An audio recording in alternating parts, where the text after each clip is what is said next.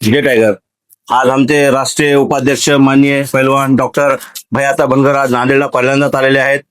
माननीय राष्ट्रीय अध्यक्ष तानाजीभाऊ जाधव यांच्या आदेशानुसार आम्ही आज कार्यक्रम ठेवलेला आहे. माझा वाढदिवस या निमित्ताने की इथं युवा पिढी सगळे जमलेले आहेत आणि भैयासाहेब आलेले म्हणले की सगळ्या युवा पिढीला बोलून घ्या की आज नांदेडमध्ये सगळ्यात जास्त एमडी ड्रग्सचा व्यापार होत आहे, ते कुठं थांबवायला पाहिजे आणि कुठल्या मेडिकलवर कोणत्या दुकानात एमडी ड्रग्स भेटते आणि किती पोर आपले वाया गेलेत त्या पोरांचा जीव वाचवण्याकरता ह्यासाठी आज भैयासाहेब माझ्या वाढदिवस निमित्त आज नांदेडला आलेले आहेत.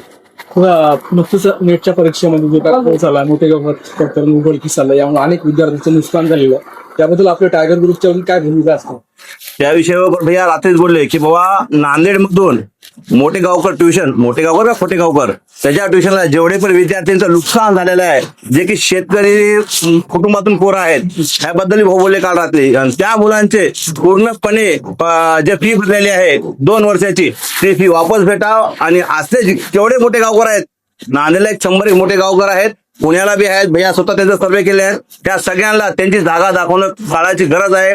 यासाठी टायगरची पूर्ण युवा पिढी आज एकत्र येऊन त्याच्या खिलाफ मध्ये आपल्याला संघर्ष करावा लागेल. आज ह्याच निमित्ताने भैयाचा बनगळीत आलेले आहे. एकच ग्रुप नांदेड जिल्ह्यामध्ये ज्या ज्या ठिकाणी अन्याय अत्याचार होतो तेव्हा सर्वांच्या ओटावर तुमचं नाव येतं, म्हणजे बाळूभाऊ जाधव आहेत का किंवा टायगर अभिजिंदा आहे ना, अशी सर्वांच्या ओटावर येत असतं. त्याबद्दल नांदेडकरांना काय सांग? नांदेडकर हे सांगतो भाऊ, माझे गुरु जे की आज टायगर ग्रुपचे माननीय भैयाचा बनगर तानाजीभाऊ जाधव राष्ट्रीय अध्यक्ष यांच्या मार्गदर्शनाखाली मी जसा चांगल्यापैकी मार्गावर लागलो, असंच ह्या पद्धतीने येणारी युवा पिढी व्यसनमुक्त. आपला शरीर ही आपली संपत्ती आहे, आपला शरीर ही आपली संपत्ती आहे, लक्षात ठेवा. याच्याशिवाय काहीच नाही. व्यसनमुक्त राहा आणि व्यसनमुक्त व्हा, हेच टायगर ग्रुपचा एक नारा आहे. आपण चांगलं शिक्षण घ्या आणि ज्या कोणी पण तुम्हाला शिक्षणासाठी अडथळा येत असेल तर पुन्हा टायगर ग्रुप त्या मायमाऊली मुलीला व मुलाला पूर्ण सहकार्य करू आम्ही. एकच ग्रुप टायगर ग्रुप हा संबंध राज्यात नाही तर इतर राज्यात सुद्धा या ठिकाणी सक्रियपणाने आपली भूमिका आणि कार्य करत असतो. सर्वांची एक इच्छा होती की बाबा टायगर ग्रुप हे राजकारणात पदार्पण होतील का पाऊल टाकतील का, असं सगळ्याच्या मनात प्रश्न पडलेला. काय सांगू या विषयावर तर अजिबात आमचे कुठलेही पदाधिकारी राजकारणासाठी माननीय तानाजीभाऊ भैया साहेब आमचे भैया बनगर साहेब कुठलंही राजकारण नको म्हणतात. राजकारण हे अजिबात नाही. राजकारणी लोक आमचे मित्र आहात, भैया साहेबचे मित्र आहात, तानाजीभाऊचे मित्र, पण राजकारणाचा झेंडा कुठल्याही आसपास धरले नाही आणि युवा धरणार पण नाही.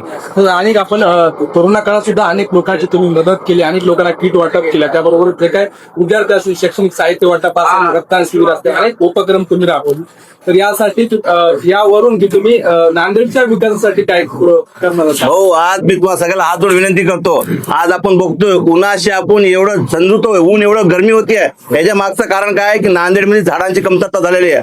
आज सगळ्या युवाला मी विनंती करलो की माझ्या वाढदिवसानिमित्त आपण प्रत्येकाने एक झाड लावावं.